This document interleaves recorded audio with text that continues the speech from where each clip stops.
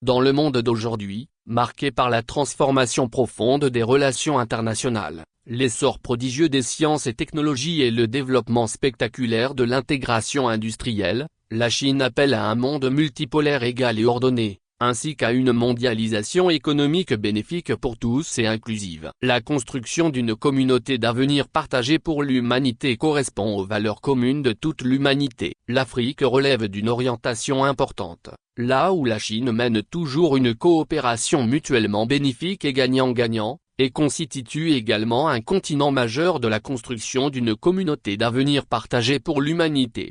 La Guinée fut le premier pays d'Afrique subsaharienne à établir des relations diplomatiques avec la Chine nouvelle. Depuis l'établissement de leurs relations diplomatiques, en dépit des aléas de la situation internationale, les deux pays ont toujours entretenu une fraternité ferme comme un roc, ce qui peut servir de modèle aux relations d'amitié entre la Chine et l'Afrique. En particulier, dans le cadre de l'initiative La Ceinture et la Route, les deux pays, fidèles aux principes de concertation, synergie et partage, ont travaillé à transformer le concept en action, la vision en réalité. Il s'agit d'une pratique vivante de la construction d'une communauté d'avenir partagée pour l'humanité. La Chine et la Guinée insistent toujours sur le partage des fruits du développement. La Chine offre depuis longtemps à la Guinée une aide qui n'est assortie d'aucune condition politique. Les centrales hydroélectriques, le palais du peuple, la maison de la radio-télévision guinéenne, l'hôpital de l'amitié sino-guinéenne, le stade et d'autres projets réalisés avec l'aide de la Chine témoignent de l'amitié profonde et durable entre les deux pays. Ces dernières années,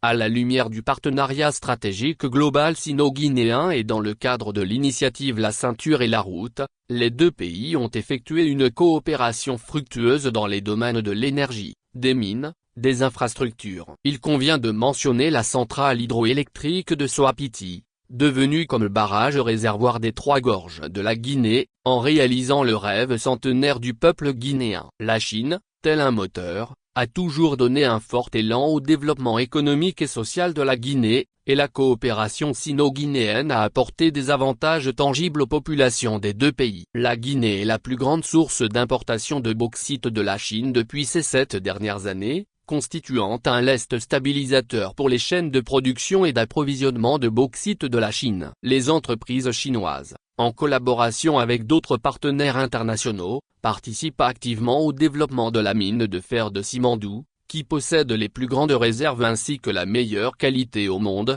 ce qui modifiera considérablement l'architecture actuelle de l'industrie mondiale du minerai de fer. La Chine et la Guinée insistent toujours à braver ensemble vent et tempête. Le paludisme et la fièvre typhoïde frappent depuis longtemps la population guinéenne. Dès le premier envoi de la mission médicale chinoise en Guinée en 1968, plus de 30 missions avec plus de 730 travailleurs médicaux chinois ont travaillé aux côtés des professionnels de santé guinéens, aidant au bien-être des Guinéens avec dévouement et professionnalisme. En 2014, lorsque le virus Ebola ravageait la Guinée, le gouvernement chinois a été le premier à lui venir en aide, incitant la communauté internationale à aider la Guinée à vaincre cette épidémie. En 2020, lorsque la Covid-19 se propageait dans le monde, la Chine a surmonté ses propres difficultés pour fournir plusieurs lots de vaccins et de matériel à la Guinée, faisant de la Guinée l'un des premiers en Afrique à recevoir des vaccins chinois et à lancer la campagne de vaccination. À la fin de l'année dernière, suite à l'explosion du dépôt de carburant de Kaloum, la Chine a immédiatement fourni une aide prompte à la partie guinéenne, et les entreprises chinoises en Guinée ont pris une part active aux efforts de sauvetage, en faisant des dons en espèces et en nature. Pour reprendre une citation du classique des Vers, quand un oiseau d'eau est bloqué sur la plaine, ses frères lui viennent en aide. La Chine et la Guinée, avançant côte à côte contre vent et marée, partageant heurts et malheurs, ont inscrit de belles histoires dans les annales des relations sino-guinéennes et sino-africaines.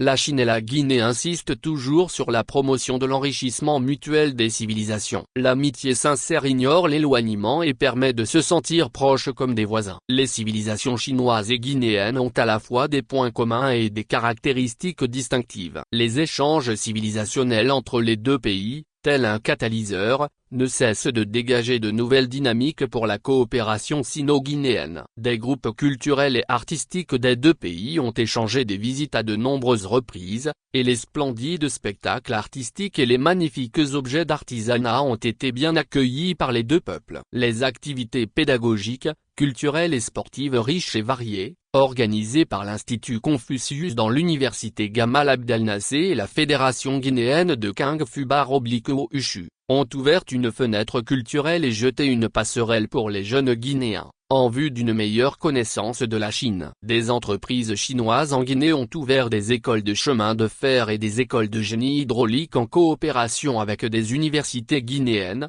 explorant ainsi un nouveau mode de formation dit langue chinoise plus compétences. Savoir parler le chinois, avoir des compétences professionnelles et être capable de faire du Kung Fu devient une nouvelle tendance pour les jeunes locaux. De nombreux Chinois en Guinée, avec leurs smartphones et leurs caméras, ont enregistré leur propre vie en Guinée, et l'ont partagé sur des plateformes de vidéos courtes et de médias sociaux. Ceci a permis à un plus grand nombre de Chinois de connaître des coutumes traditionnelles et naturelles de la Guinée d'une manière plus directe, plus vivante et plus rapide. En mars dernier, le symposium international intitulé L'amitié et la coopération sino-guinéenne, l'inspiration mutuelle entre les civilisations chinoises et africaines s'est tenue avec succès à l'université Gamal Abdel Nasser. Des experts des deux pays ont abordé de brillantes civilisations de la Chine et de l'Afrique et ont envisagé le bel avenir de la coopération sino-guinéenne.